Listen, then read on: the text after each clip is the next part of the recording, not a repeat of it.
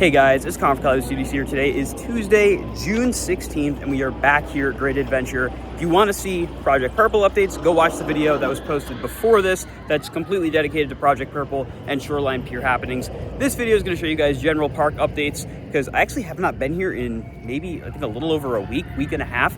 I was stuck in Chicago doing some stuff at Six Flags Great America, which was a ton of fun. If you want to see a little bit of that, the video for that is also out now. But now I'm back at Great Adventure to see what has changed in my little hiatus here. So first things first, we're inside the park. This looks great, by the way. And there's a little sign out that says filming in progress. So I guess there's some kind of a media shoot going on. And right away here at Six Flags Universe, Main Street Market, not Six Flags Universe, found this new shirt in the window here. This looks awesome. It's like super 80s. It even has the old colors of Nitro's train. I'm gonna have to see if I can find more in here. Looks like they've dumped a ton of coaster merch over here. We have some new Medusa designs. So there's this one that is across multiple different shirts. I think this is a youth shirt, but it's got like Medusa's face and, you know, the ride itself. You've got this purple kind of kid-sized long sleeve shirt. You've got this big print one for an old size t-shirt. And then they even have like a Fright Fest style hoodie, world's first floorless coaster. And they got that design on the back. There's some sleeves as well here. And then this we showed you guys last week. It has Jersey Devil's statue with the ride. This is probably one of the best shirts they've ever released for this ride because it actually uses components from the ride. And there's 3 different variants there. And then there's that Nitro design I was talking about. This is super clean. I love this. And there's some Toro stuff too. We got this one and this one. That one I really like. And they even have a hoodie, also kind of Fright Fest style with that one. I know there's some 20th merch for Toro over at Adventure World, which we're going to show you guys as well. And they have some official America 250 merch as well with Great Adventure on the back too. That's really cool, actually. All right, so we have some Boardwalk updates that are going to be separate from the whole Project Purple and Shoreline thing. We have a new food location over here. I just heard somebody call Project Purple the new King Dakar, and it's going to break like 7 records. I'm laughing pretty good at that one. So there's a lot going on over here. We're going to start with the stage, actually.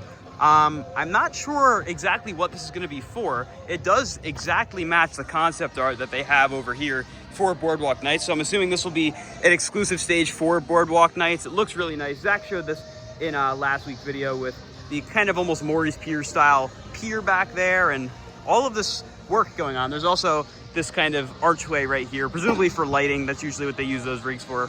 But this is the new food location, the Garden State Fresh Cut Fries. Let's go show you guys what they have to offer in here. On the menu up there, you can see almost everything is on the dining plan. As a meal, you got gabagool, the corn dog, disco fries, chili cheese fries, and lots of new decor in here as well. It still looks very similar to Garden State Grill, but we got this new Fresh Cut Fries guy right here, and some new pictures around as well, but nothing's really changed too much in here. It's just essentially Garden State Grill with a different menu.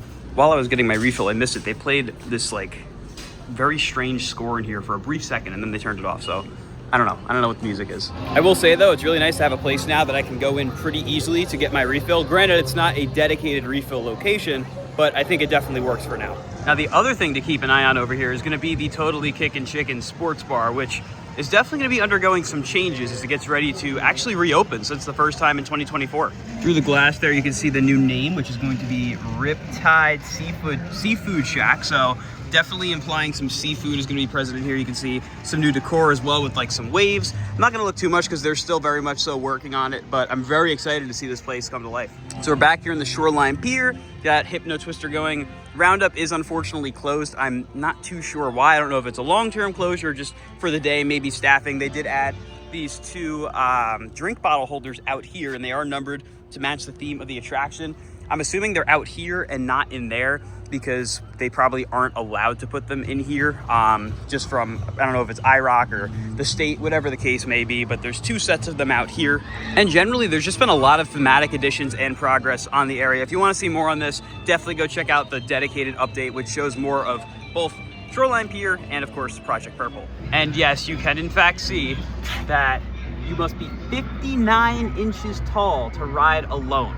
I know full-grown adults who are not 59 inches tall. Woo! Whoa! But if you guys are enjoying what you're seeing so far, please be sure to drop a like and subscribe to Collywood Studios. We're getting really close to 40,000 subscribers, and I'd really appreciate your help in reaching that goal. Come over here to Adventure World to show you guys that new El Toro shirt that I was talking about. Here it is, 20 years. This is certainly bright and abstract, but it's cool. I like that it's a little different, kind of in the same vein as the Skull Mountain shirt for the 30 years, just El Toro-fied. This is gonna light up in the black light. Do you think it will? Yeah. It kind of looks like it will. Take it into Big Top Terror. That's a good test. They got a tank top version of it as well. There's probably more of this over at El Mercado next to Toro. The walk into Plaza de Carnaval will never be the same once this thing is complete. That looks insane. So everyone always is wondering what this is going to look like from the iconic shot. So it really looks better from back here. I think it will, at least, because the iconic shot's right there. If you come over here next to the sign, you can see it rising up kind of in between the entrance and exit of Toro's turnaround. But if you go down here, you're not really going to see it because Ka peeked through right there in between the two camelbacks of El Toro.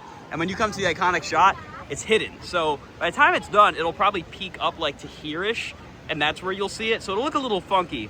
But I think actually if you come down here further, you might get a better view. I know from Mine Train it looks insane. Yeah, there's not really too many like vantage points where you're going to see it kind of perfectly aligned with Toro. Like it'll pop up over Toro right there as you keep coming down towards Mine Train, but it definitely won't look exactly how Ka was like perfectly framed here, but this is perfectly framed for the Boardwalk. And before we stop into Best of the West, a look over here at Mine Train's repaint. They have completed from pretty much the entire finale of the ride all the way into the station there. You can see it's got that really nice dark brown spine with the almost copper color track and handrails. It looks great. And even just from back here, you can see that all the way up to the mid-course, or at least the turn into the mid-course is done. Over here, Best of the West, Ken went a little non-traditional and got the steak sandwich without the sandwich. They do have keto-friendly options here. Yeah, there you go. If you don't want the carbs, you can just have the steak. I got the steak sandwich, and they've been putting a lot more meat on the sandwich lately. Like, look how much meat there is. That's crazy. All right, down here on the farther end of Mine Train, you can see how far they've gotten. Catwalks painted, the stairs to the valley are painted. Most of the track looks to be painted.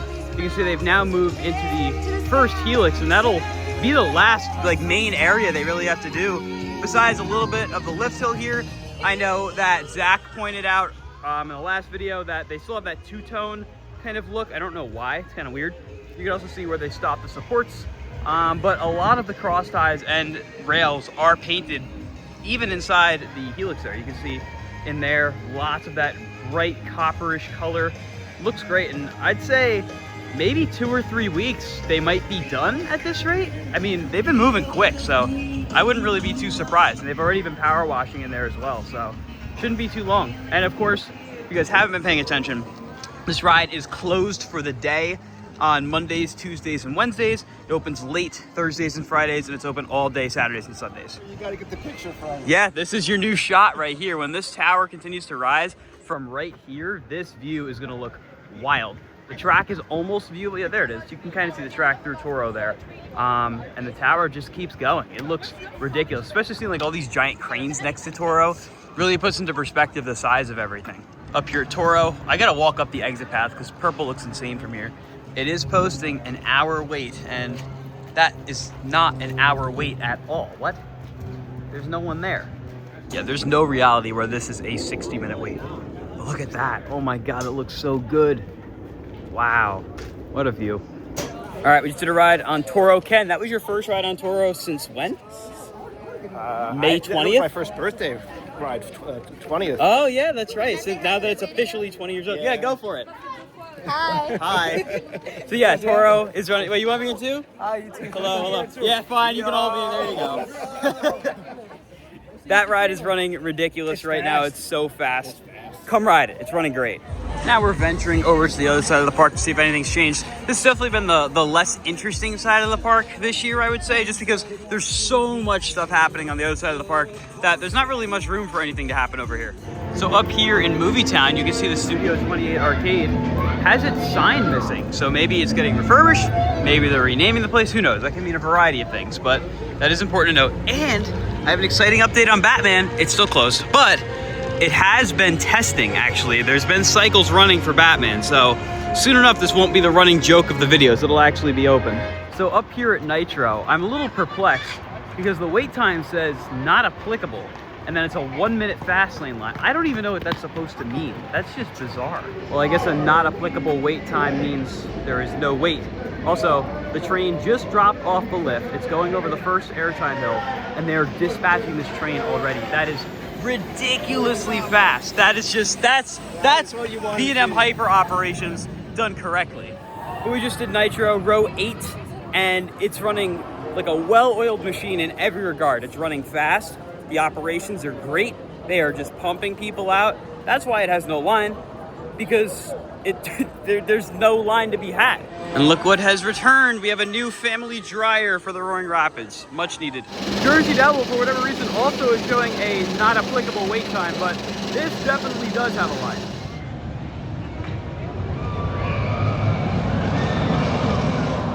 Yeah, that picture should about sum up how that went. So yeah, I still don't really have plans to ride Justice League more this year. It's just really hard to enjoy because the accuracy of the blasters, the calibration is so far off. And I also really wish they would implement a rapid fire trigger, because squeezing that trigger over and over and over again on those guns in particular, they're pretty worn out as it is. And, you know, I'm not trying to bash it, but like, knowing what the ride used to be, it's, you know, a little tough to ride it now. Put your phone away, both of you. We have exactly 30 minutes left in park operation, so I'm gonna go hop on the log flume and then maybe head on over to Toro to end out the day. Oh God.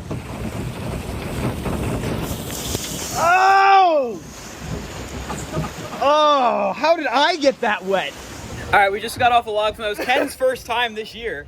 On the new log flume. I got a lot wetter than I was prepared for. Ken was in the front. You probably got even wetter. It's not so bad. It's the fountains right there. Those fountains are what do it. You can probably tell from my hair. We just finished off with 3 more rides on Toro, back row, car 5, middle seat. Doesn't matter where you sit. When it's running like this, it's just fantastic. Well, that is gonna do it for our time here at Six Flags Great Adventure. It was a fun visit, you know, quick Tuesday night. Once all the school groups leave, it's very pleasant to just come in and get a bunch of rides in. It was also really nice to see all the updates, especially Mine Train's repaint. And again, if you didn't already, check it out. Go watch the Project Purple / Shoreline Pier update. But if you guys enjoy, be sure to like, comment, and subscribe. And I'll see you all in the next video. Goodbye, guys.